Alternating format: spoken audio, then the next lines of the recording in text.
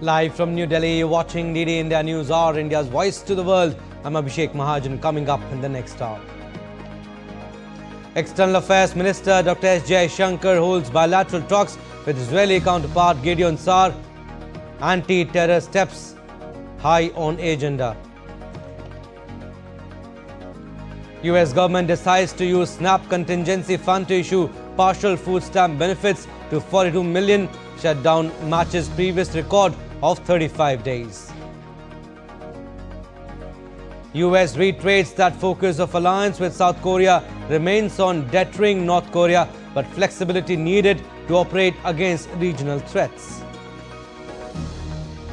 Tens of thousands take shelter as Typhoon Koinu slams into Philippines, likely landfall in Vietnam's central regions on Thursday.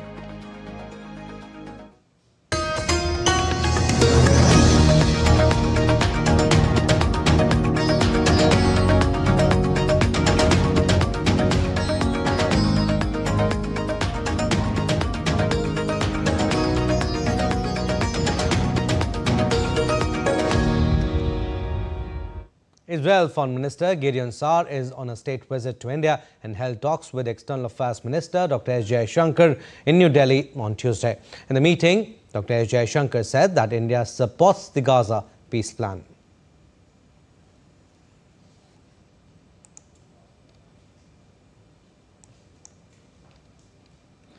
We welcome the return of the hostages and the remains of those who unfortunately lost their lives. India supports the Gaza peace plan and hopes that it paves the way for a durable and lasting solution. Highlighting India and Israel's strategic partnership, Dr. S. Jaishankar also expressed that India and Israel shall work towards ensuring a global approach of zero tolerance towards terrorism. India and Israel have a strategic partnership, and particularly in our case, the term has a real meaning. We have stood together in testing times, and we have created a relationship with a very high degree of trust and of reliability. Our two nations face a particular challenge from terrorism. It is essential that we work towards ensuring a global approach of zero tolerance towards terrorism in all its forms and manifestations. Calling India a global superpower, Gideon Sa'ar expressed interest in building a long-lasting strategic partnership between the two nations. I believe that India is the future. I told you that. India is the world's largest democracy and the fastest growing economy. India is a global superpower. Israel is a regional powerhouse. Our nations already shares a warm friendship. Our goal is to build a long-term strategic partnership between Israel and India. And Israel's Foreign Minister hailed PM Modi as the first world leader to call Israel PM Benjamin Netanyahu after Hamas struck Israel. We appreciate Prime Minister Modi's strong solidarity. We remember that he was the first world leader to call Prime Minister Netanyahu after Hamas October 7 massacre, and we won't forget it. Moving on, India-EU FTA talks gather pace ahead of the year-end deadline for conclusion. A week after visiting Brussels, India Commerce and Industry Minister Piyush Goyal held virtual talks with European Commissioner for Trade Maroš Šefčovič and EU's Agri-Minister Christoph Hansen. The leaders discussed strengthening the India-EU trade and investment ties, advancing the FTA and deepening cooperation across priority areas. Both sides expressed commitment towards balanced and mutually beneficial outcomes. Meanwhile, a senior team of negotiators from the European Union arrived in New Delhi on Monday. As per the statement, the engagements aim to resolve key outstanding issues and advancing the agreement towards a balanced and equitable framework that benefits both sides. The visit follows Piyush Goyal's official visit to Brussels in October end, where he held forward-looking discussions with Šefčovič. These consultations reaffirm the commitment of both sides to intensify engagement and facilitate a comprehensive trade agreement. India's Minister Dr. Mansukh Mandavia has arrived in Doha to participate in the second World Summit for Social Development hosted by the state of Qatar from November 4th to 6th. During the visit, Dr. Mandavia will attend the opening plenary meeting, deliver India's national statement and join world leaders in adopting the Doha Political Declaration. He will also address the high-level roundtable on strengthening the three pillars of social development, where he will highlight India's inclusive, digitally enabled growth model that promotes decent work and social protection. On November 5, Dr. Mandavia will also take part in a side event hosted by Niti Aayog. Further, Dr. Mandavia will hold bilateral meetings with counterparts from Qatar, Romania, Mauritius and the European Union, as well as with the Director General of the International Labour Organization and senior UN officials. Now, the Embassy of India in Riyadh has inaugurated the third edition of Pravasi Parichay, a week-long cultural festival celebrating India's rich heritage and the Indian diaspora in Saudi Arabia. The event featured classical dance, music, folk art and cuisine. Launched in 2023, Pravasi Parichay has grown into a major platform for the 2.74 million strong Indian community in Saudi Arabia. This year's edition featured a special Gita Mahotsav and 4 state-themed days. The embassy's partnership with diaspora organizations has strengthened cultural ties and community participation, promoting India's heritage and goodwill abroad. And the White House will send only partial food aid payments to 42 million low-income Americans as the government shutdown is set to become the longest on record on Tuesday evening, when it would surpass the record set in 2019. The U.S. Department of Agriculture told a federal court that it will tap into a contingency fund to allow states to issue partial November benefits under the Supplemental Nutrition Assistance Program. Eligible households will receive 50% of their SNAP benefits in November, but the USDA warned that some states might experience delays in getting money out the door. Two federal courts ruled last week that the Trump administration must use a $4.65 billion emergency fund towards the estimated $9 billion cost for November's payments before cutting off the Supplemental Nutrition Assistance Program.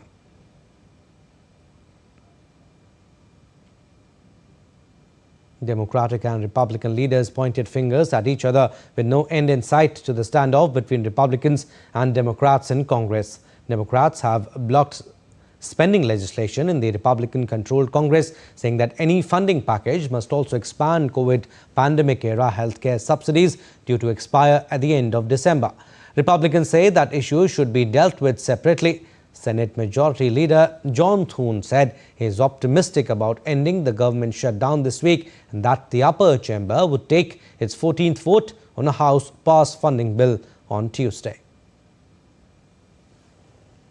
U.S. officials delayed a new round of flights as Airline said 3.2 million air passengers have been hit by delays or cancelled flights due to a spike in air traffic control absences amid government shutdown. Officials said there were ground delays at airports in Dallas and Austin due to air traffic controller shortages. Nearly 2,900 flights have been delayed on Monday, and further delays could be issued for Houston and Washington airports.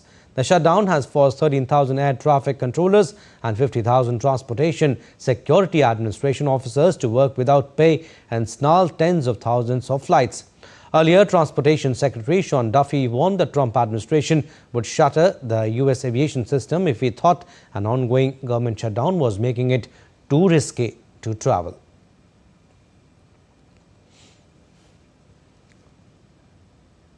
Now, let's now take a look at the key dates and events of the ongoing U.S. shutdown.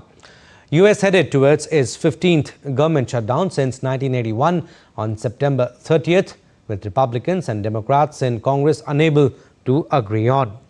The U.S. government shut down much of its operations on October 1st as divisions prevented Congress and the White House from reaching a funding deal. Republican congressional leaders blamed Democrats for a government shutdown, accusing them of holding the American people hostage. Democrats in the U.S. Congress put on a united front on October 1st, blaming rival Republicans as the federal shutdown took hold.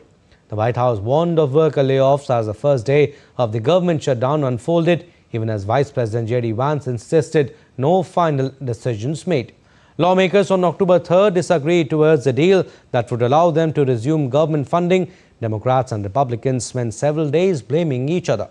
Both parties' attempts to end the US government shutdown failed during evening voting in the Senate on October 6th. President Trump told reporters on October 21st he will not meet Democratic congressional leaders unless the ongoing government shutdown ends. Vice President J.D. Vance on October 31st warned of a holiday meltdown if the shutdown stretches and urged Democrats to provide votes to reopen the government. By the end of the day, this will be the longest shutdown. The previous record had been held by a shutdown that lasted 34 full days from December 2018 to January 2019. All right, DD India's Dibyendu Mondal joins us for more on this story. Hi, Dibyendu. The US government shutdown is on track to become the longest on record. Tell us what's the latest on efforts in Washington to break the deadlock. Well, Abhishek, of course, it's one of the longest US government shutdown that has been recorded in the recent times. And efforts are underway to bring the deadlock to an end. What we understand from the efforts that are currently underway in the United States is, of course, to have a negotiation with all the related parties, and therefore, we have also seen some of the senators putting out statements as to what kind of negotiations are currently underway to bring the deadlock to an end.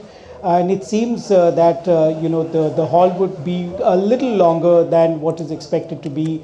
It is expected that by the end of this month there could be an end that could be seen in the coming time to see the deadlock, that is, to lift the deadlock, in fact, in the US government shutdown to be lifted. So therefore, as we speak as well, the efforts are underway to bring the deadlock to an end with both the senators as well as both the political parties trying to work together to bring the deadlock to an end. Also, Dibyendu, the White House has announced partial food aid payments. The USDA says it will issue only 50% of November's SNAP benefits. What kind of impact could this have on low-income families across the country?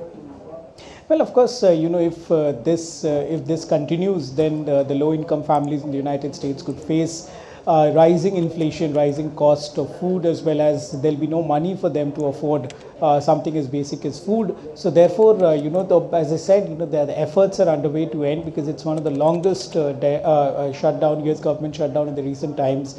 And therefore, if even something as basic as food is not being able to be taken into account for the low-income families in the United States, this could spell problems for the US administration as well as bring in more pressure to the senators and the US Congress to find a solution to end this deadlock. All right, Dibyendu, we'll leave it at that. Thank you for your inputs on that story. US President Donald Trump said on Monday he will restrict federal funds for New York City if Democratic candidate Zohran Mamdani wins the city's mayoral elections that will be held on Tuesday. Trump said on Truth Social, and I quote, "If Mamdani won the election, it is highly unlikely that I will be contributing federal funds other than the very minimum as required." Polls show Mamdani to be leading against former New York Governor Andrew Cuomo, who is running as an independent after losing to Mamdani in the Democratic primary, and Guardian Angels founder Curtis Sliwa, who is the Republican nominee. Californians head to the polls on a proposal backed by Governor Gavin Newsom to temporarily redraw electoral districts, a move aimed at boosting Democratic seats and countering Republican gerrymandering in Texas. Shifting focus now, Peru announced it has cut off diplomatic relations with Mexico after accusing it of granting asylum to a former Peruvian Prime Minister who is on trial over an alleged coup attempt in 2022. The announcement on Monday came hours after former Prime Minister Betsy Chavez, who served under former President Pedro Castillo, fled to the Mexican embassy in Peru. Following his impeachment, Castillo was on his way to the Mexican embassy in Lima to request asylum when he was arrested and charged with rebellion and abuse of authority. Chavez was charged alongside him. Chavez's lawyer, Raul Noblaxila, said he had not heard from his client in several days and was unaware of whether she had requested asylum. Chavez, who served in Castillo's cabinet as Minister of Culture, was appointed as Prime Minister in November 2022 amid a month-long standoff between the President and the Congress. In December 2022, Peru expelled Mexico's ambassador after Mexico granted asylum to Castillo's wife and children. All right, time now for a very short break, but still to come on this edition of DD India News Hour. India's Minister for Petroleum and Natural Gas, Hardeep Singh Puri, highlights country's energy journey is entering a new era. India on track to meet its Paris Agreement goals, standing firm in the global fight against climate change. Our special story after the break. And part of Torre dei Conti Tower collapses in Rome.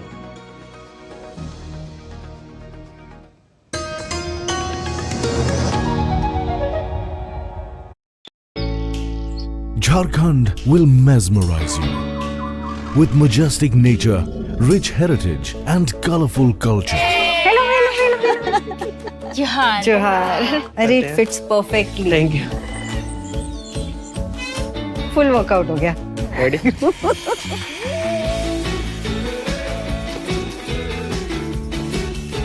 Postcards from Jharkhand on National Geographic.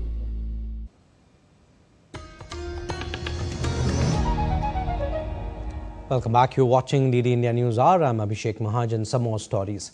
US Secretary of Defense Pete Hegseth is on a visit to South Korea. On the second day of his visit, in a press conference with his South Korean counterpart An Gyu-bak, Pete Hegseth agreed to remain clear-eyed about the threats the countries face. And during the security consultative meeting, Minister An and I agreed to remain clear-eyed about the threats that we face. And that's why we have to continue, as we do every single day, as we saw at the DMZ with Korean and US troops stand shoulder to shoulder working together. Hegseth announced that both countries have agreed to demonstrate the ability to maintain and repair US warships in South Korea. For the first time in history, we agreed to demonstrate the ability to maintain and repair US warships here in Korea. And doing this will harness this country's world-class shipbuilding capabilities. Hegseth also visited US troops at Camp Humphreys, which is the largest US Army installation in the country. Earlier, Pete Hegseth held talks with his South Korean counterpart An Gyu-bak in Seoul on Tuesday at the annual security consultative meeting. Hegseth's day began with a military welcome from South Korean Defense Minister, where he inspected a guard of honor. US Defense Secretary arrived in South Korea on Monday and visited the demilitarized zone along the border with North Korea, a first in 8 years.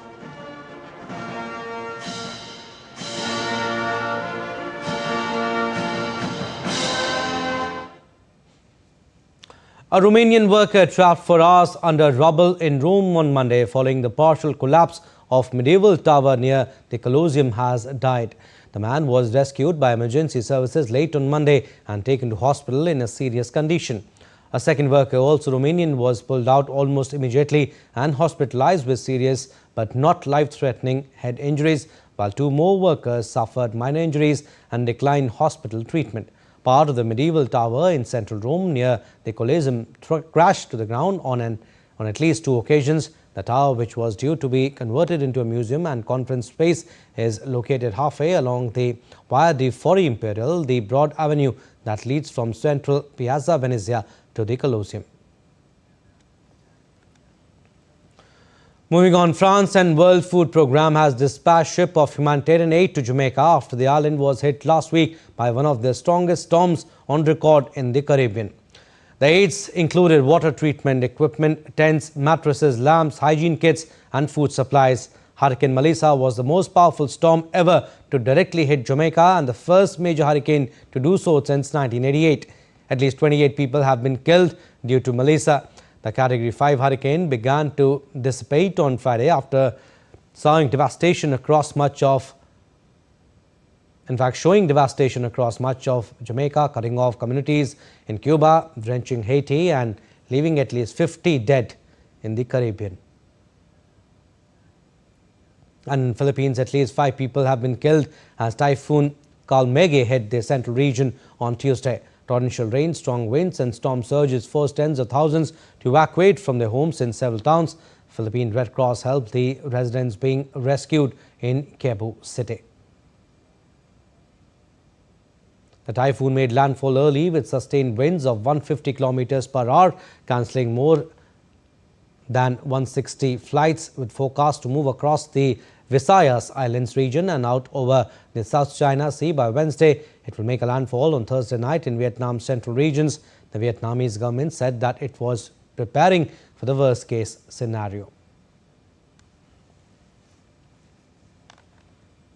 In 2016, the Paris Agreement came into force, a defining moment in the world's collective journey to combat climate change. Today, India is one of the few major economies on track to meet its nationally determined contributions under the Paris Agreement. DD India's Tapas Bhattacharya with this report.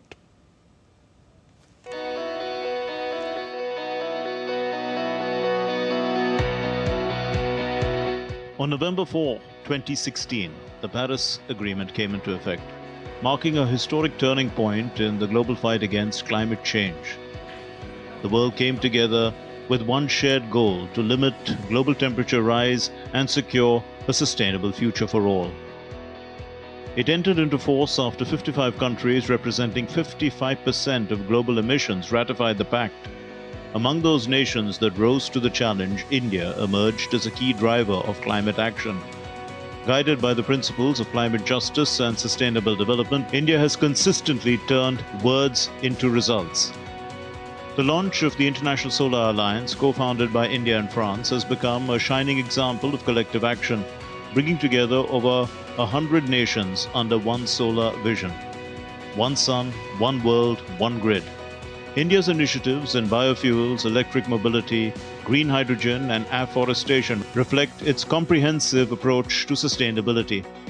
Under its nationally determined contributions, India is on track to reduce the emissions intensity of its GDP by 45% by 2030 and achieve net zero by 2070. The country has already installed over 180 gigawatts of renewable energy capacity, including solar, wind, biomass and small hydro projects, and is steadily moving toward its target of 500 gigawatt of non-fossil fuel-based energy capacity by 2030.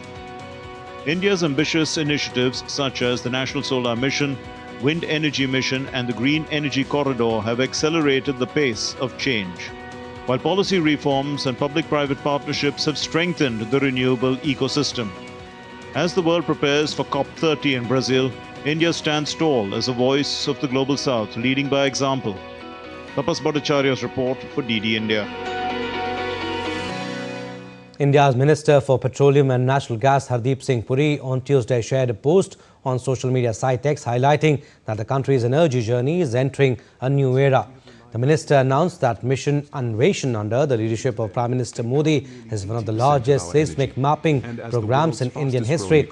Launched in October 2024 with an investment of 792 crore rupees, the mission holds 7 sedimentary basins under study with advanced tech. India is in mapping its own energy future from the sands of Rajasthan to the depths of KG Basin. And India's Environment Minister Bhupendra Yadav will be visiting Brazil to attend the 30th UN Climate Change Conference beginning November 10 in Belém. The Indian delegation will discuss climate finance, indicators, rationalized adaptation, new technology and other issues. An early Heads of State Summit is scheduled for November 6 to 7th to allow for focused high-level discussions and better organization. Brazil on Monday opened 3 weeks of events linked to the COP30 climate summit, hoping to showcase a world still determined to tackle global warming. That may be tough in a year marked by economic upheaval and cancelled US commitments. Brazil's turn as this year's host marks 33 years since the Rio Earth Summit, where countries first signed the United Nations Treaty committing to tackling climate change. The summit has since developed into a major multilateral forum, bringing rich and poor countries together with scientists and civil society to address the climate threat, but it has so far failed to halt the rise in carbon emissions. Though the pace has slowed, about 40% of industrial era emissions in the atmosphere have been released since the treaty was signed. In the good news ahead of COP30, Brazil recorded its biggest annual fall in greenhouse gas emissions last year since 2009. According to statistics released by Brazil's Climate Observatory on Monday, the gross emissions of Latin America's biggest country fell by 16.7% year-on-year. The reduction in emissions were attributed to the success of government in fighting deforestation. Being seen as a boost for President Lula da Silva as he prepares to host UN climate talks. Since Lula's return to the presidency in 2022, the rate of forest clearance in the Amazon, the world's biggest tropical forest, has fallen steadily. Lula has pledged zero deforestation by 2030. EU environment ministers will make a last-ditch attempt on Tuesday to reassert the bloc's climate ambitions by nailing down key emissions targets in the run-up to the UN's climate summit in Brazil. Talks are expected over two separate targets for slashing greenhouse gas emissions, one for 2035 and the other for 2040. EU has already cut emissions by 37% compared to 1990. Spain and the Nordic countries support the 2040 proposal, as does Germany, with some caveats. But Hungary, Poland, the Czech Republic and Italy remain opposed, citing risks to their industrial sectors. Heavyweight France, meanwhile, has kept observers guessing, drawing criticism from the environmental groups.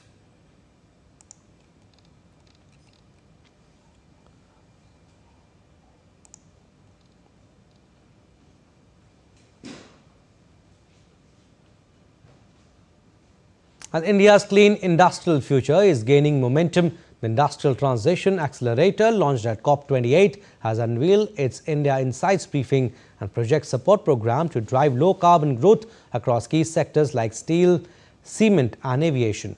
Developed with Boston Consulting Group, the report highlights 65 commercial-scale projects worth $150 billion, capable of cutting up to 175 million tons of CO2 and creating over 2 lakh jobs. DD India's Tapas Bhattacharya reports. India is on the cusp. We are moving towards net zero. Our commitment to NDCs are there. But what is the role that the industries are playing right now, especially in aligning with the government's vision? India has 65 such projects on the drawing board, and our goal, our job, is to work with all the stakeholders domestically and internationally to get those projects from the drawing board to final investment decision, the point at which they can start to be constructed and later go into production. Now you mentioned steel industry. These are the industries which are now working, especially when it comes to green hydrogen, getting that supply chain working.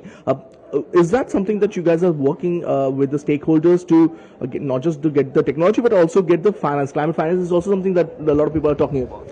Absolutely. The way we work is working in partnership with the stakeholders in the country, both in the industrial sectors, project developers, but also all the relevant ministries and policymakers to find the right combination of factors that will unlock these investments. And let's remember, India has a real competitive commercial advantage. You mentioned hydrogen. Because of its blessed resources in solar energy, it has one of the lowest levelized costs of electricity globally.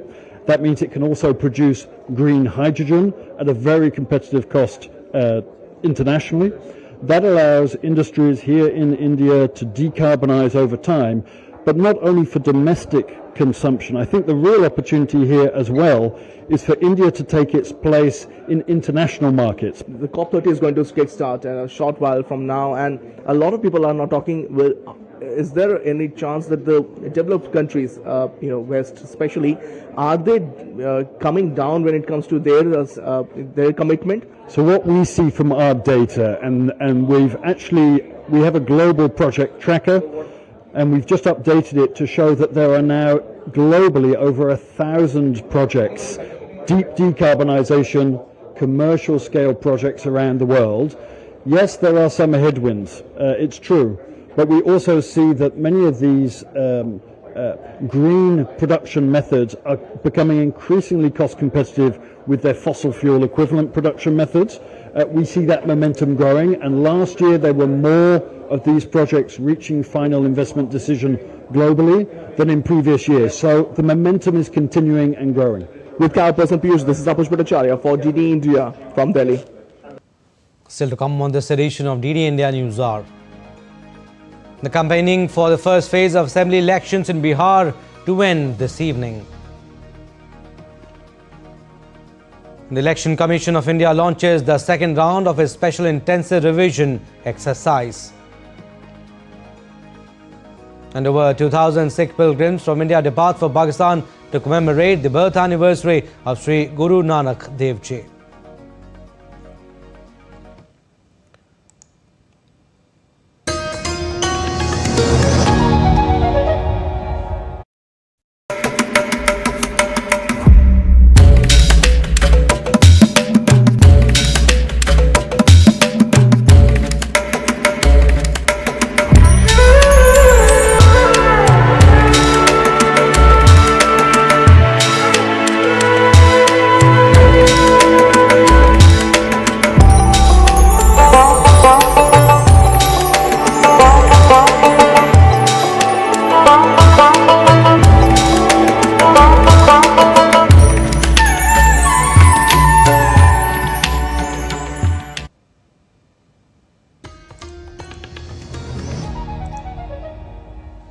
Welcome back. You're watching DD India Newshour. I'm Abhishek Mahajan. Recap of what we have done so far.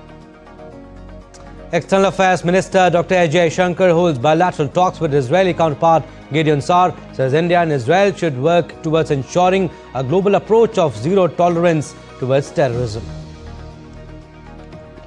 US government decides to use SNAP contingency fund to issue partial food stamp benefits to 42 million. Shutdown matches previous record of 35 days. US reiterates that focus of alliance with South Korea remains on deterring North Korea, but flexibility needed to operate against regional threats. And tens of thousands take shelter as Typhoon Koinu slams into Philippines, likely landfall in Vietnam's central regions on Thursday. Niti Aayog member V.K. Saraswat has emphasized the need for a coordinated policy approach to achieve high economic growth with sustainability. Speaking at the Emerging Science, Technology and Innovation Conclave, he also stressed the importance of incentivizing research and development in the private sector. The translation of the work which is being done in R&D institutions or MSMEs into large scale requires investment.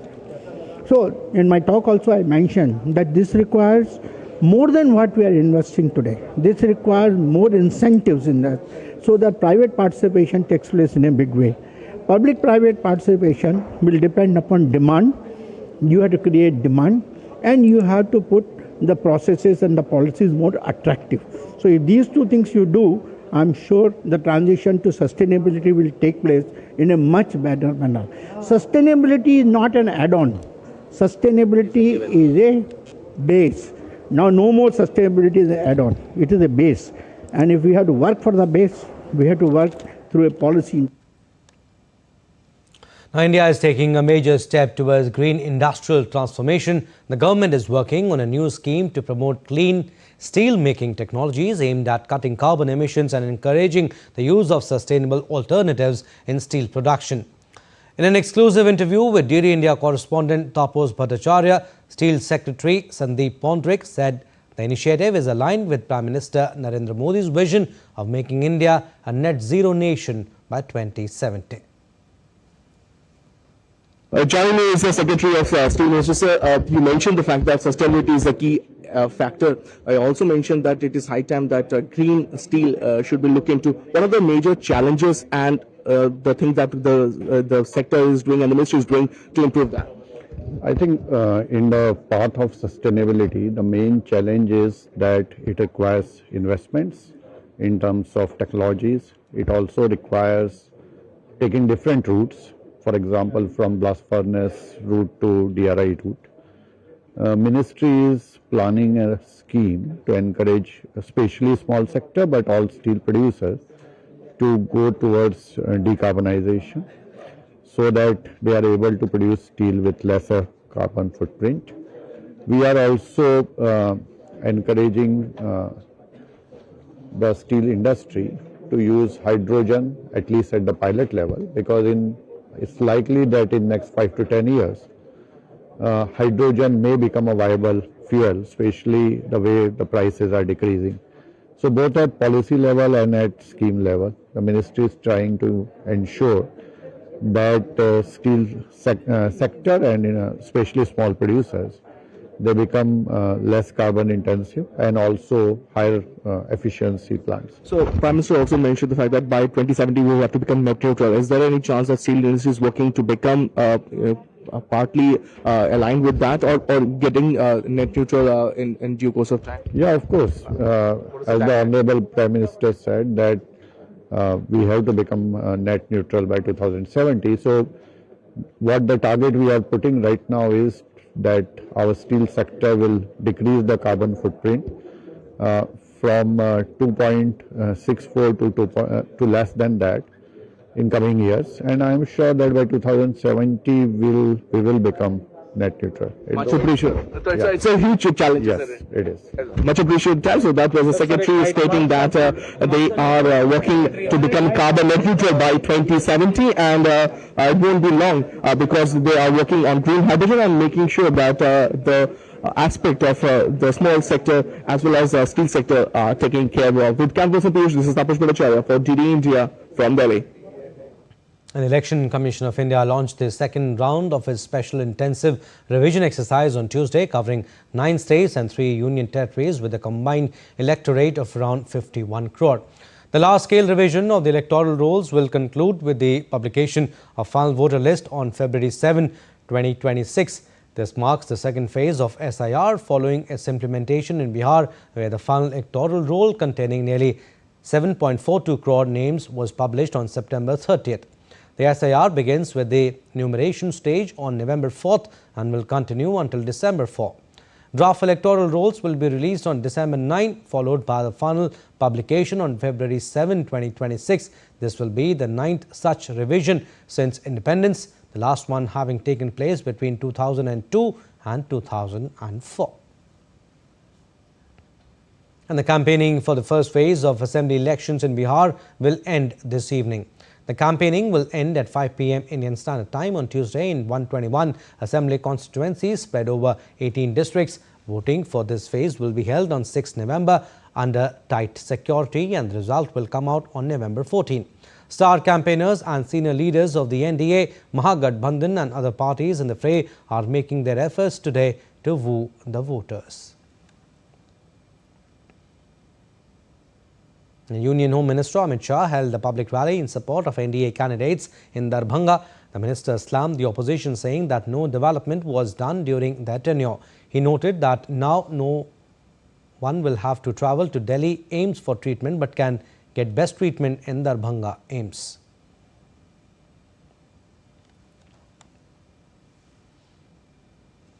At an election rally in Raghopur, Bihar, Defence Minister Rajnath Singh said that during UPA's rule, it gave only rupees 2 lakh crore for development of Bihar, but under NDA, over the last 10 years, rupees 15 lakh crore have been invested for Bihar's development. RJD leader Tejashwi Yadav also addressed a public rally in Choraiya, Bariarpur. Meanwhile, opposition leader Rahul Gandhi also addressed the public gathering in Aurangabad, Bihar. And President Draupadi Murmu is on a 3-day visit to Uttarakhand. President graced the 20th convocation of Kumaon University at Nainital today. Speaking on the occasion, the President said that education is the foundation of any nation's development. Therefore, education should not only develop students' intellect and skills, but also strengthen their moral strength and character. मुझे ये देखकर प्रसन्नता हो रही है कि देश के अन्य क्षेत्रों में की तरह इस विश्वविद्यालय में भी कुल विद्यार्थियों और साथ ही पदक प्राप्त करने वाले विद्यार्थियों में बेटियों की संख्या अधिक है। मैं सभी बेटियों को हार्दिक बधाई और आशीष देती हूँ। केवल बेटी नहीं, सभी छात्र छात्राओं को मैं आशीर्वाद देती हूँ, बधाई देती हूँ। प्रिय विद्यार्थियों, आप सब जीवन में खूब प्रगति करें और राज्य तथा देश का गौरव बढ़ाएं। आज इस दीक्षांत समारोह के साथ आपकी औपचारिक शिक्षा का एक महत्वपूर्ण चरण पूरी हो रहा है, लेकिन ये शिक्षा का अंत नहीं है। मेरा मानना है कि आपको अपने भीतर के विद्यार्थी को हमेशा जीवित रखना चाहिए। Vice President C.P. Radhakrishnan inaugurated an exhibition of medical devices developed by the faculty of Sri Chitra Tirunal Institute for Medical Sciences and Technology and the startup companies at the Achyuta Menon Center for Health Science Studies in Thiruvananthapuram today. Vice President also addressed the gathering at the institute. He lauded the institute's remarkable achievements in indigenous medical device development such as low-cost Chitra heart valve, Chitra blood bag and spot diagnostic tests for tuberculosis, which have gained global recognition. Let's now take a look at other stories making news.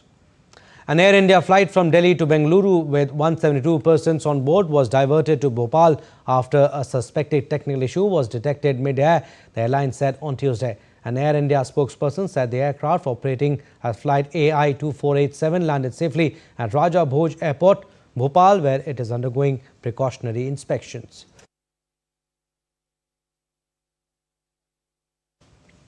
Directorate General of Civil Aviation drafted new rules that could allow travellers to cancel or amend their tickets without paying additional charges within 48 hours of booking and mandates faster refunds.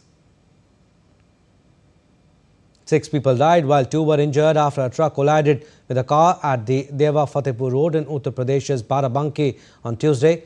According to Barabanki Superintendent of Police, a total of 8 people were travelling in the car at the time of the mishap, which occurred in the Deva police station area.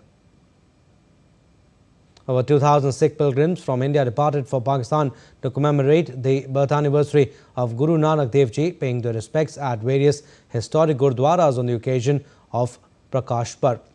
The pilgrims entered Pakistan through the Atari-Wagha border. Expressing their happiness, several members of the Jatha thanked the government for granting them permission to undertake the pilgrimage.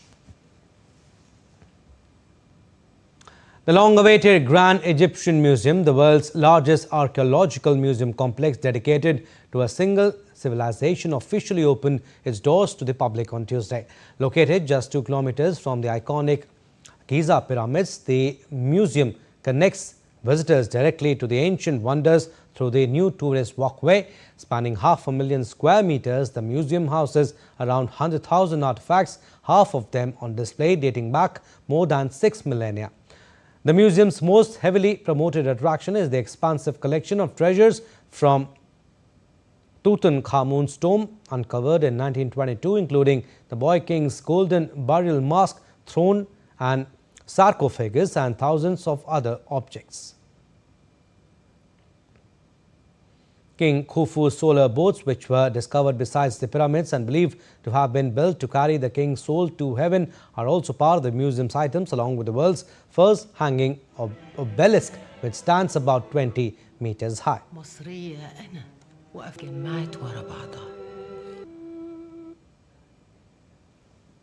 And 3D printers are already providing construction solutions and gaining recognition in many cities and towns across the globe. But can a 3D printer make a giant leap and manage construction of walls on the moon? One company from Sydney has made a prototype, a spider-like robot, which it claims will eventually be capable of construction activity on the moon.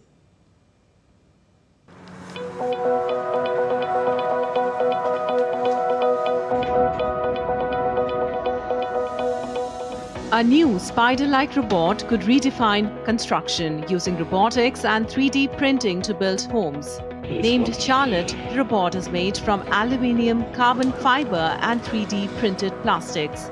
Its 6 legs extend over 5.5 meters, letting it step over 2-story walls while printing structures layer by layer using compressed earth instead of cement.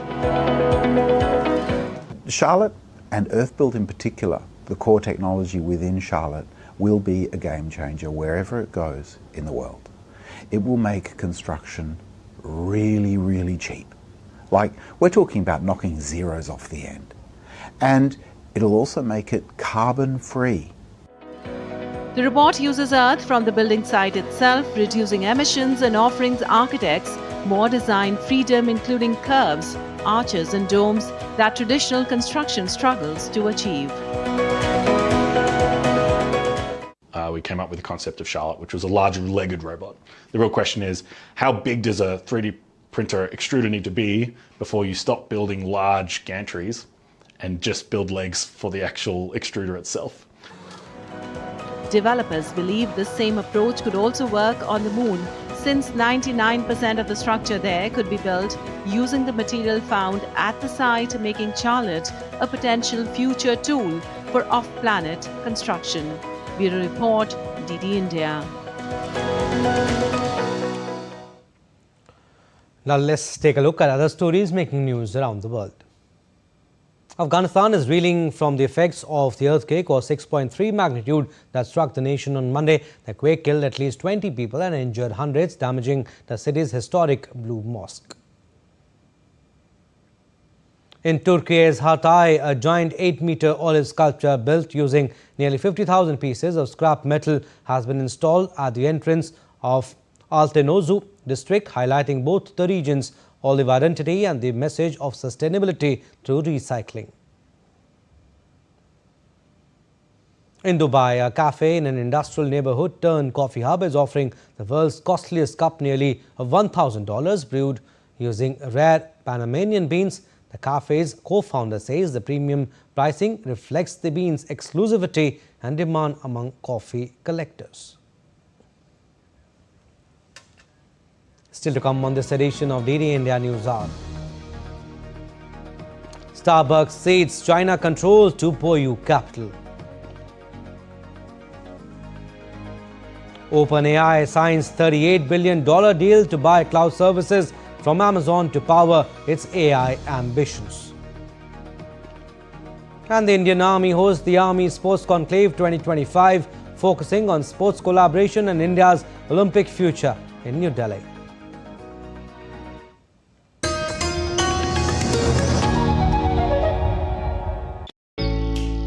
Jharkhand will mesmerize you with majestic nature, rich heritage and colorful culture. Hello. Johar. It fits perfectly. Thank you. Full workout हो गया. Ready?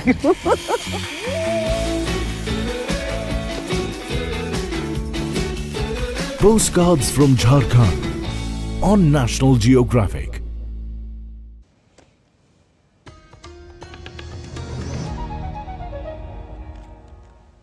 Welcome back. You're watching DD India Newshour. I'm Abhishek Mahajan. Some more updates.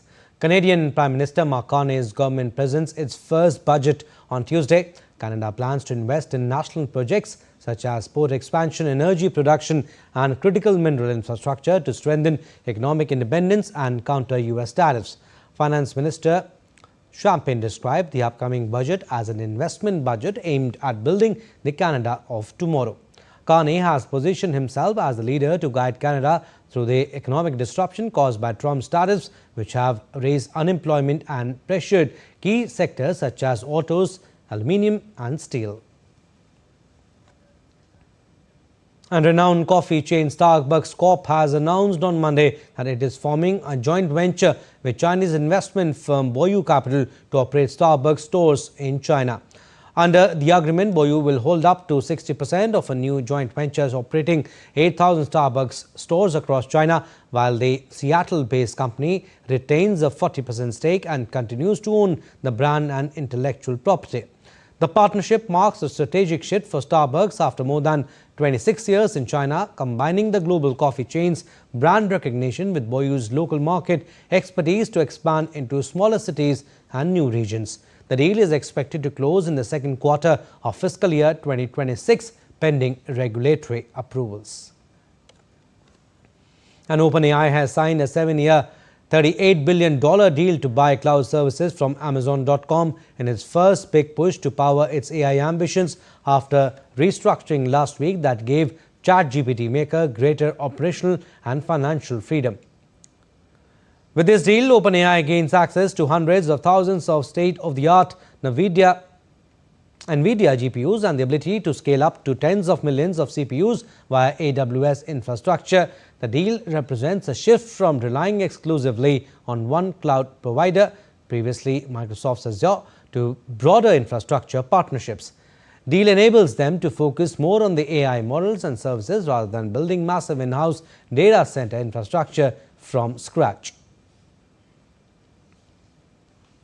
For Amazon, the deal is a strong endorsement of Amazon Web Service capabilities to support large-scale AI workloads. A long-term large-value contract gives AWS predictable revenue stream and justifies large investments in infrastructure. AWS can build large clusters, benefit from scale and spread its infrastructure cost. The publicity and market reaction strengthen its brand and competitive standing.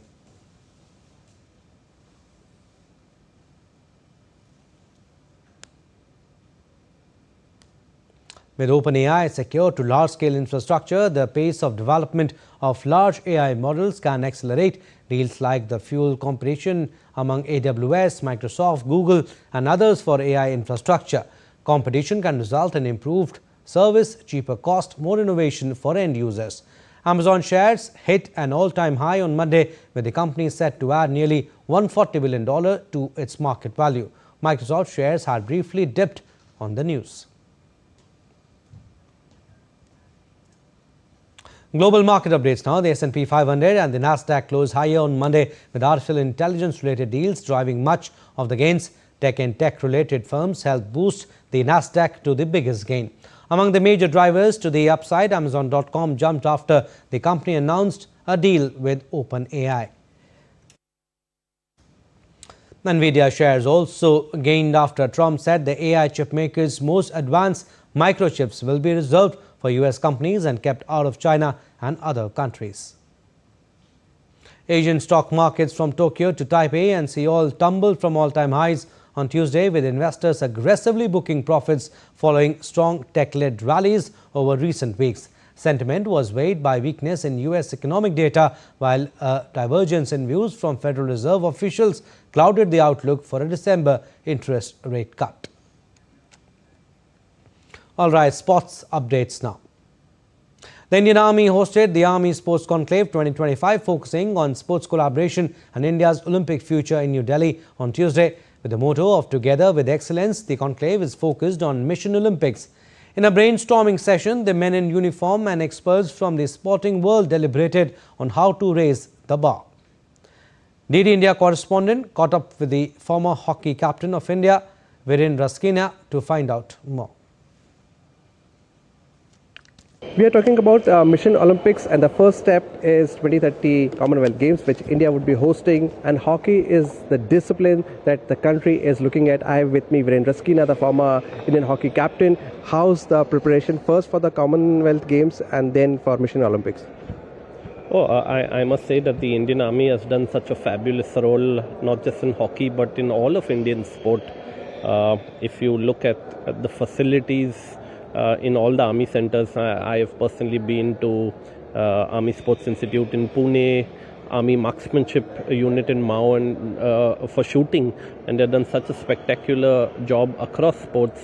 I think the Army is doing incredible service. So many jobs that have been created for athletes. There's a lot of expectation from hockey for obvious reasons.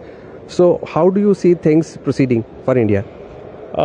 If you look at hockey, I think the Olympics is the ultimate platform, and the Indian men's hockey team has done really well in the last two Olympics. Definitely, I think for the women, qualification and then challenging for the top 6 would be goals. As for the men's team, I think it would be getting a third consecutive medal would be an incredible performance. One last question, because India would also be hosting the Commonwealth Games. So how important would it be for the hockey and also for host India? Well, hockey at the Commonwealth Games is really a tough event because we have really strong teams like Australia, England, New Zealand, South Africa. It's great that India will be hosting the Commonwealth Games in 2030. I think whenever you host big events, it gives such a big boost and impetus to the preparations for athletes, and I feel that is where maximum change needs to be happening in the quality of our preparations, and definitely in hockey as well. Well, rightly so. There you heard Viren Raskina. Commonwealth Games is going to be a very, very tough test for Indian hockey. With cameraman Lalit in Delhi, this is Vishal Baristo for DD India. Some more sports updates. ICC on Tuesday announced the Women's Cricket World Cup team of the tournament. 3 India stars that held the coveted ICC Women's Cricket World Cup trophy aloft after their 52-run victory over South Africa are included, with opener Smriti Mandhana, key batter Jemima Rodrigues and player of the tournament Deepti Sharma all winning a spot in the final 11. Runners-up South Africa also have 3 of their players in the side, with skipper Laura Wolfart chosen to captain the team of the tournament. Annabelle Sutherland, Ash Gardner and leg spinner Alana King feature from the Australian team that reached the semi-finals.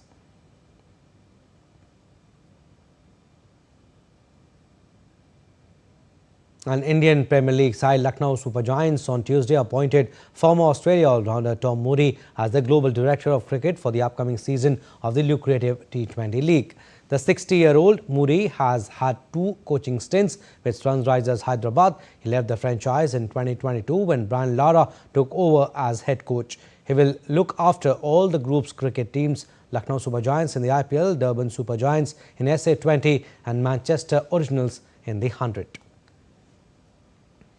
Football now. Bayern Munich will face holders Paris Saint-Germain in UEFA Champions League on Tuesday. The German champions extended their record run in Europe's top 5 leagues with 15 wins from 15 games after a 3-0 victory over Bayer Leverkusen on Saturday. Both Bayern and PSG have won all 3 of their Champions League matches so far and are level on goal difference.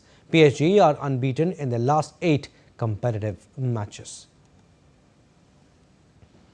Well, that's all we have in this edition of DD India News Hour, but do let us know your thoughts on the news of the day. For those on the go, you can get all the latest news and updates from India and across the world on DD India mobile app. The app is available on both Android and iOS. Scan the QR code on the screen to download now. And we'll be back with more news as it breaks here on DD India. I'm Abhishek Mahajan. From all of us here in Delhi, thanks for watching DD India News Hour.